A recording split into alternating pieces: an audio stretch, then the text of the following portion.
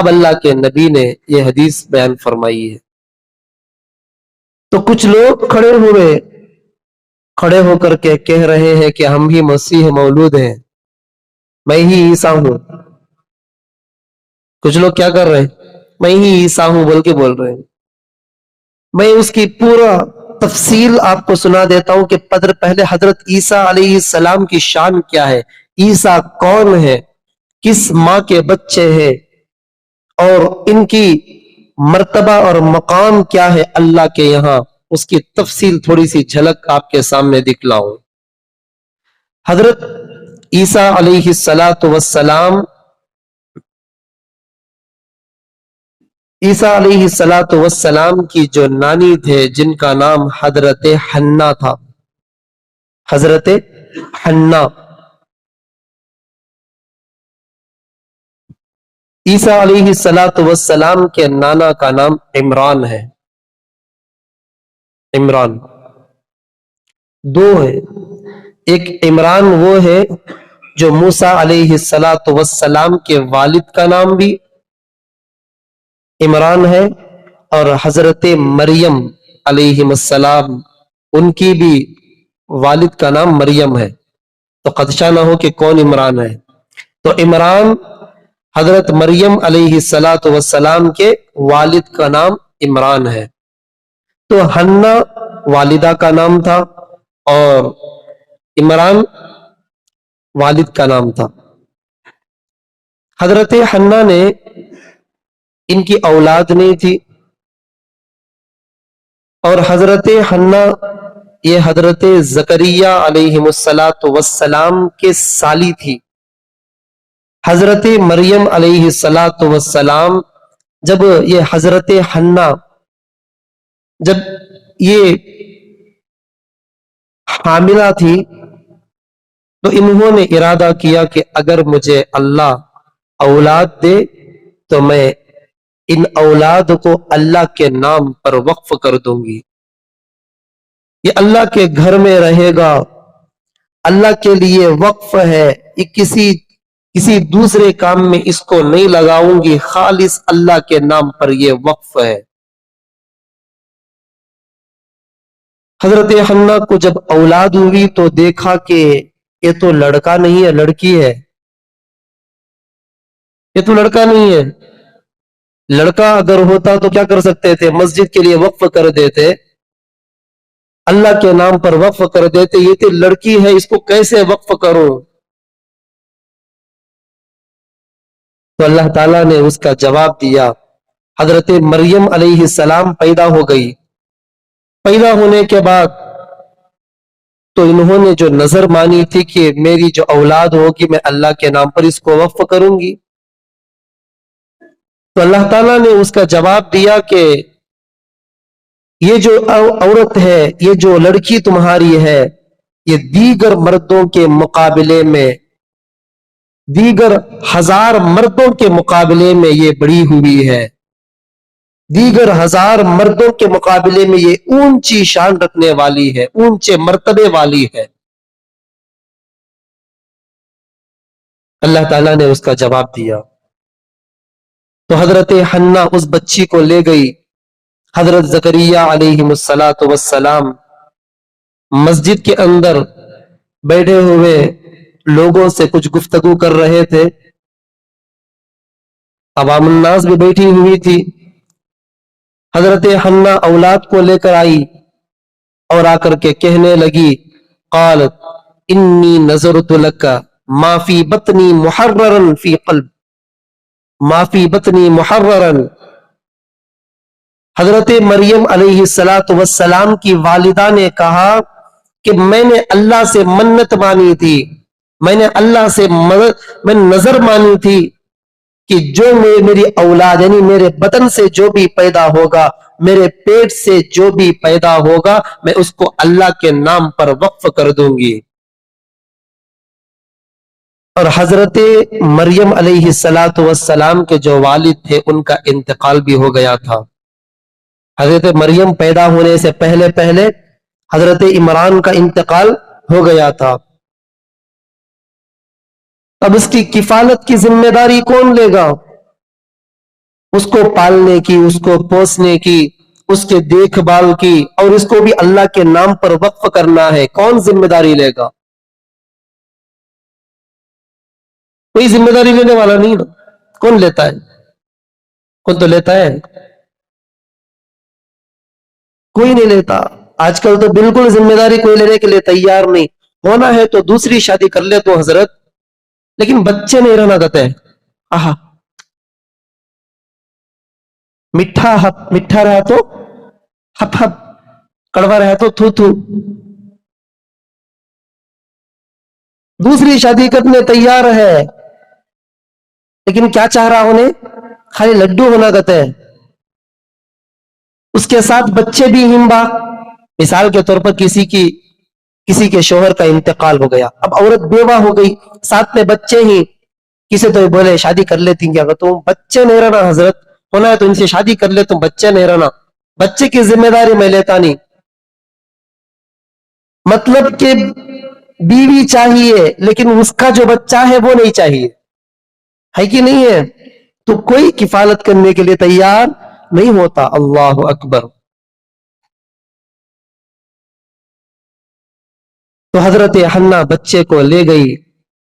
حضرت زکریہ علیہ السلام بیٹھے ہوئے ہیں، مجلس سجی ہے، اور جا کر کے کہنے لگی قالت انی نذرت لک ما فی بطنی محررا فتقبل منی. میں نے تو اللہ سے نظر مانی ہے، میرے بدن سے جو بھی بچہ پیدا ہوگا میں اس کو اللہ کے نام پر قربان کر دوں گی.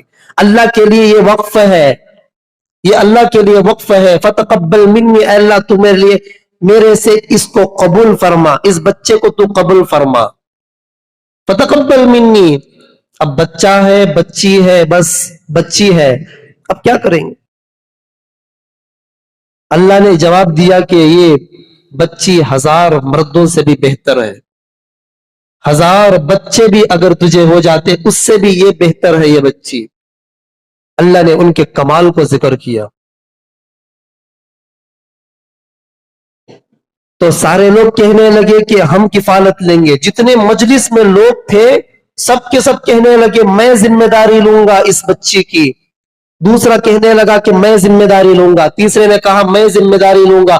یہاں تک کہ لوگ لڑنے پہ آ گئے، ایک دوسرے کا مقابلہ کرنے لگے، جھگڑنے لگے کہ میں اس کی کفالت کروں گا.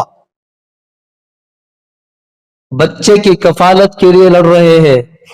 وہ زمانہ ایسا تھا، لوگ ویسے تھے. آج کوئی دوسرا ذمہ داری لینے کے لیے تیار نہیں ہوتا. کتنے یتیم بچے ہمارے علاقے میں، کتنے یتیم بچے ہیں جن کی کوئی کفالت کرتا ہے؟ کتنی بیوہ عورتیں پڑی ہوئی ہیں، ان کا کوئی سہارا ہے؟ کوئی ان کا ٹھکانہ ہے؟ بالکل بھی نہیں. شوہر انتقال ہو گئے 4 سال 5 سال، لیکن کوئی کفالت کرنے والا آج موجود نہیں ہے. کبھی ان کے رشتہ دار بھی تیار نہیں ہوتے. کم از کم مہینے کا سودا کچھ گھر کے تک پہنچا دیا ہوتا، مہینے کا خرچ ان کو دے دیا ہوتا. اللہ اکبر. یتیم بچوں کی کوئی کفالت کرنے والا نہیں. محمد الرسول اللہ بھی یتیم تھے، محمد الرسول اللہ بھی یتیم تھے. حضرت مریم علیہ السلام بھی یتیم تھی. لیکن وہاں پر لوگ لڑ رہے ہیں کہ ہم کفالت کریں گے، ہم کفالت کریں گے. اب یہاں پر یہ ہوا کہ اب لڑائی جھگڑے کا مومنٹ تھا. اب لڑائی جھگڑے کا ایسا وقت تھا کہ جس میں لوگ ایک دوسرے کو مار توڑ لیں گے، ایسا وقت تھا. تو حضرت زکریا علیہ السلام نے کہا کہ کسی چیز اس کے بارے میں لڑنے کی ضرورت نہیں ہے. ہم کیا کریں گے؟ قرآن اندازی کریں گے. قرآن جانتے ہو؟ قرآن اندازی کریں گے. تو قرآن میں جس کا نام نکل آئے گا یہ بچی اس کے حوالے ہے، اب وہ اس کی کفالت کرے گا. اب سارے لوگ متفق ہو گئے، چلو بھائی ٹھیک ہے قرآن اندازی ہو جائے. اب اس زمانے کے اندر یہ نہیں تھا کہ پیپر ہو، کاغذ ہو، اس میں لکھ کر کے چیٹی بناؤ ملو اور اس کے بعد ڈالو. ایک چیٹی اٹھایا جب اس میں نام لکھ لے اس کے ہاتھ میں دے دیا، ایسا مسئلہ نہیں تھا. اس زمانے میں لکڑیاں تھی تو قرآن اندازی کا الگ طریقہ تھا. لوگ آج بھی کرتے ہیں قرآن اندازی. جب کبھی کسی چیز کے بارے میں اللہ سے مشورہ کرنا ہوتا ہے تو لوگ کیا کرتے ہیں، ایک چٹیاں لیتے ہیں، اس میں نام لکھتے ہیں کہ یہ کرنا میرے لیے صحیح ہے کہ نہیں ہے. پھر اس میں سے ایک چٹی کو اٹھایا جاتا ہے، دیکھتے ہیں اس میں جس کا نام آتا ہے وہ صحیح ہے تو صحیح ہے، غلط ہے تو غلط ہے. تو اللہ سے مشورہ کرتے ہیں لوگ. تو قرآن اندازی کی گئی. قرآن اندازی میں یہ تھا کہ وہاں پر لکڑیاں تھی جس سے لوگ کاتب لکھتے تھے، قلم تراش کر کے اس کے ذریعے سے لکھا کرتے تھے. اس گاؤں کے بالکل قریب میں ایک پانی کا جھرنا تھا جہاں سے پانی گزرتا تھا، تالاب تھا. تو اس تالاب کے پاس لوگوں کو اکٹھے کیا گیا اور کہا گیا کہ ہر آدمی اپنا قلم کے اوپر نام لکھ کر کے وہ اس تالاب میں ڈالے گا. پانی جس جس کے لکڑی کو، جس جس کے قلم کو مار کر کے لے جائے، وہ ان کے ذمے میں یہ کفالت، یہ بچی کی کفالت نہیں ہے. اور جس کا قلم یا جس کی لکڑی وہاں پر ٹہر جائے تو اس آدمی کو یہ بچی کفالت میں دے دی جائے گی. اس بچی کو اس آدمی کے ذمے کفالت دے دی جائے گی. یہ بات طے ہوئی. تو سارے لوگ اکٹھے ہوئے اور وہاں پر باقاعدہ اس لکڑی کو اپنا نام لکھ کر کے لوگوں نے اس میں ڈالا. اب سارے کے سارے قلم سب کے سب چل دیے. اب ایک قلم ایسا تھا کہ جو پانی کو چیرتا ہوا، اس کے صدر کو چیرتا ہوا یہ تو آگے کی طرف جا رہا ہے، پانی کا بہاؤ مشرق کی طرف اور قلم جا رہا ہے مغرب کی طرف. اللہ اکبر. جب اس قلم کو اٹھا کر دیکھا گیا تو نام لکھا ہوا تھا کہ حضرت زکریا علیہ السلام نے جس قلم کو ڈالا تھا وہ قلم تھا. تو حضرت زکریا علیہ السلام کے ذمے اس بچی کو دے دیا گیا. ویسے تو یہ خالو بھی تھے، حضرت مریم کے خالو تھے نا، تو خالو تھے. حضرت زکریا کی سالی کی بیٹی تو کیا ہوتی، خالوش نہ ہوتی. رشتے معلوم نہیں کیا؟ جانتے نہیں رشتے؟ نہیں حضرت، ہم گئے تو معلوم ہوتا. سو رشتے پہچانو، رشتے بھی یاد رکھنا ہے، رشتے تعلقات ایک دوسرے کو ہمارا کیا رشتہ وہ بھی جاننا ضروری ہے. ہر چیز جمعہ میں بیٹھ کو بیان کرنے نہیں ہوتا، ٹھیک ہے؟ تو رشتوں کی پہچانت بھی ہونی چاہیے. تو قالو تھے، وہ حضرت مریم کے قالو تھے. اب ان کے ذمے کفالت دے دی گئی. اب یہ بچی کو مسجد کے ایک اطراف میں، مسجد کے کنارے میں ایک کمرہ تھا.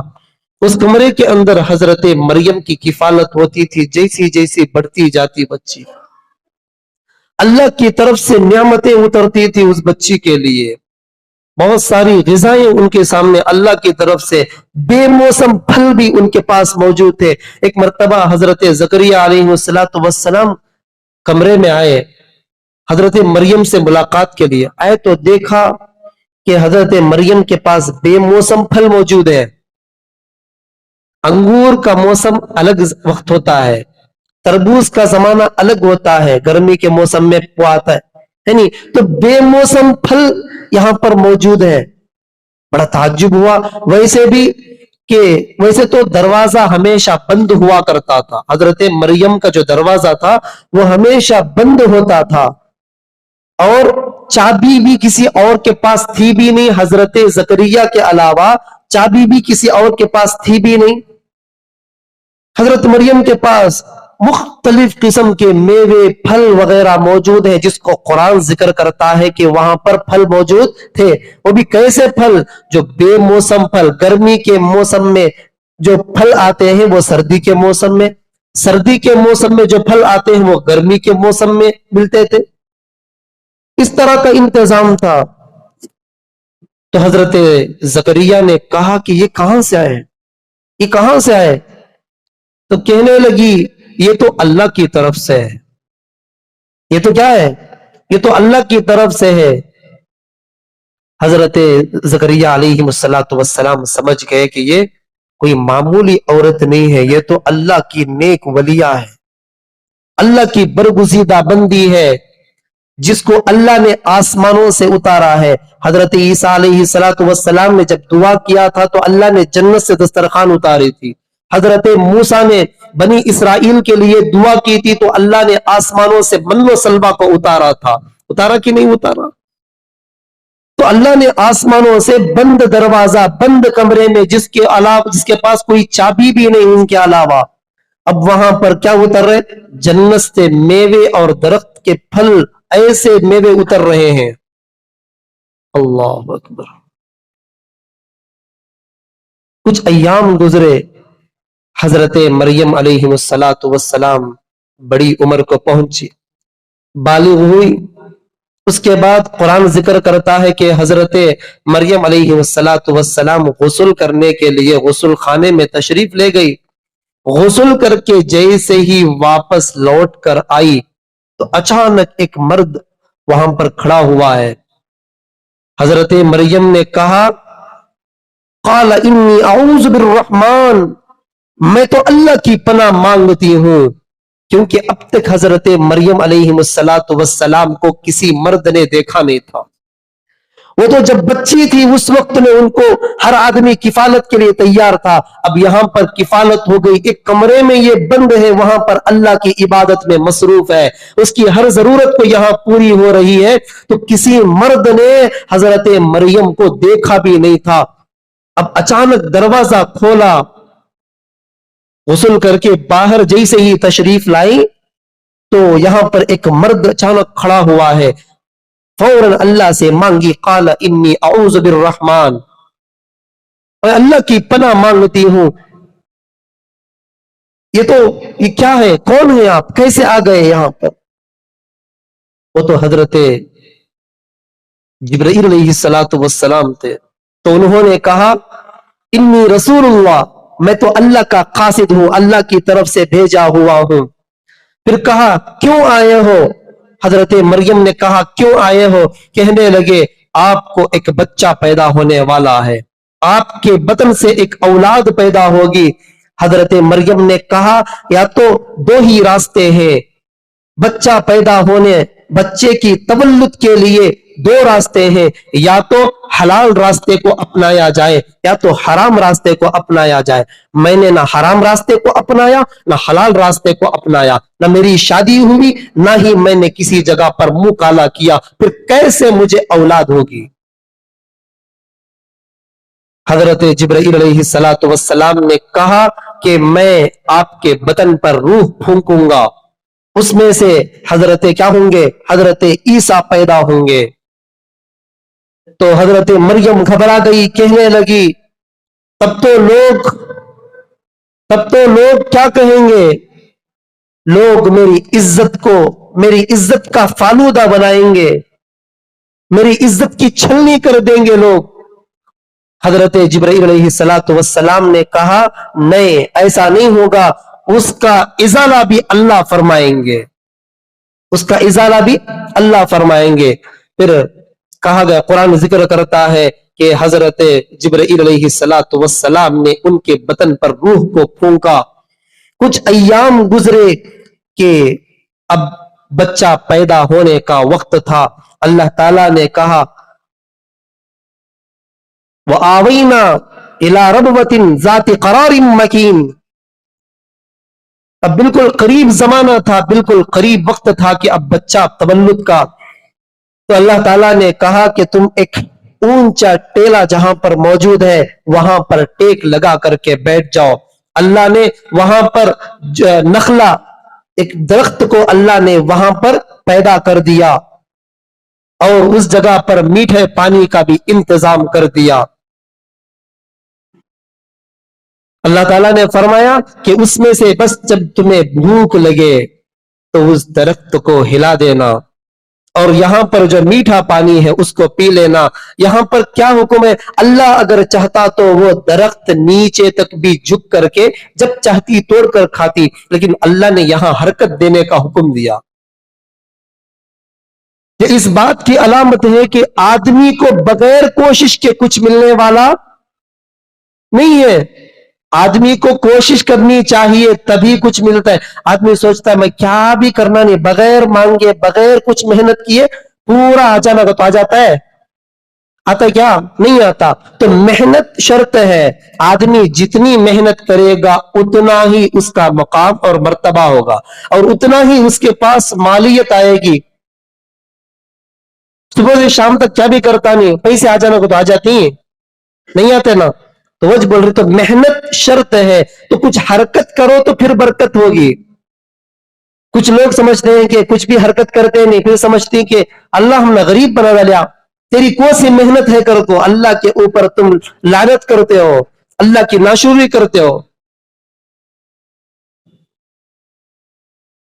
تو حضرت مریم کو حکم دیا تم کیا کرو, اس درخت کو تھوڑا سا حرکت دو, نخل کھجوریں گریں گی, بس تم اس کو کھا لینا اور اس بچے کی حفاظت کر لینا.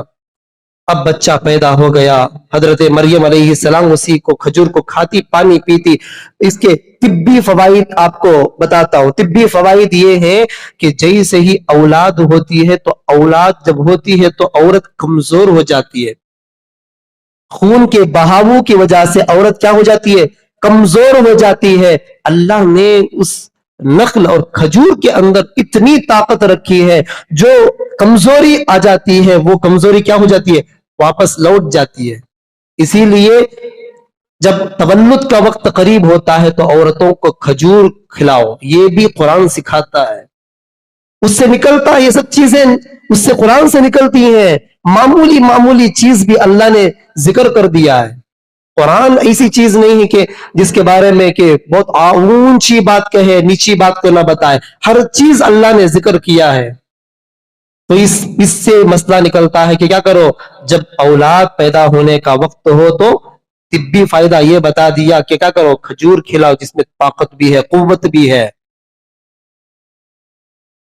حضرت عیسیٰ علیہ والسلام کی پیدائش ہو گئی.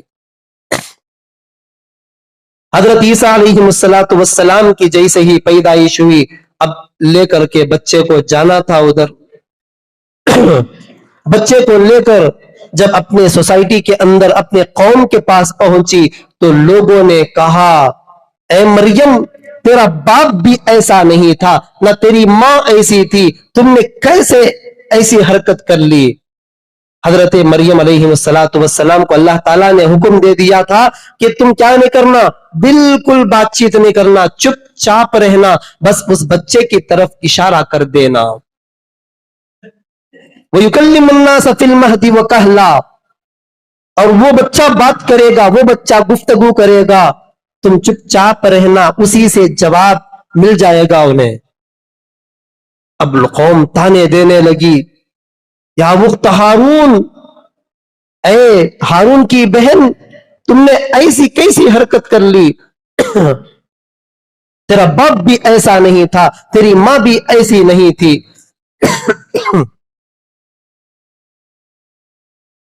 تو حضرت مریم نے اشارہ کیا, فاشارت الیہ, اس کی طرف اشارہ کر دیا. وَيُكَلِّمُ النَّاسَ فِي الْمَهْدِ وَكَهْلًا, بچہ کہنے لگا گہوارے کے اندر, گہوارے سے کہنے لگا, قال انی عبد اللہ, میں اللہ کا بندہ ہوں, میں اللہ کا بندہ ہوں. قال انی عبد اللہ, یہ نہیں کہا کہ قال اللہ, نہیں کہا میں اللہ ہوں, نہیں کہا. یہاں پر ایک عقیدے کی خرابی یہ ہے کہ کچھ لوگ عیسیٰ علیہ السلام کو خدا مانتے ہیں. اب یہ حضرت عیسیٰ کو خدا مان کر کچھ لوگ کیا کر رہے ہیں, ان کی پرستش, ان کی پوجا کر رہے کہ نہیں کر رہے, اور مسلمان سے کیا ہو گئے, کفر کو اختیار کر لیا انہوں نے. حالانکہ ساری کی ساری امت کیا ہے, ایک ہے. کلکم امت واحدہ, ساری کی ساری امت ایک ہے. تم ایک ہی خاندان کے ہو, تم ایک ہی نسل کے ہو, ایک ہی باپ کے تم اولاد ہو. ساری کی ساری انسانیت, چاہے مسلمان ہو, چاہے ہندو ہو, چاہے سکھ ہو, چاہے عیسائی ہو, چاہے بدھسٹ ہو, کسی بھی مذہب کو ماننے والا ہو, کسی بھی چیز کو ماننے والا ہو, سب کے سب ایک ماں باپ کے اولاد ہیں, وہ حضرت آدم ہیں. लेकिन इन्होंने इस तरह के अकाइद से क्या हो गया, बिगाड़ हुआ, अकाइद से लोग बट गए। ये इस अकीदे को मानकर ये इख्तिलाफ कर लिया, ये इस अकीदे को मानकर ये इख्तिलाफ कर लिया, ये इस अकीदे को मानकर इख्तिलाफ कर लिया। तो हजरत ईसा अलैहिस्सलाम को लोग खुदा कहना शुरू कर दिया।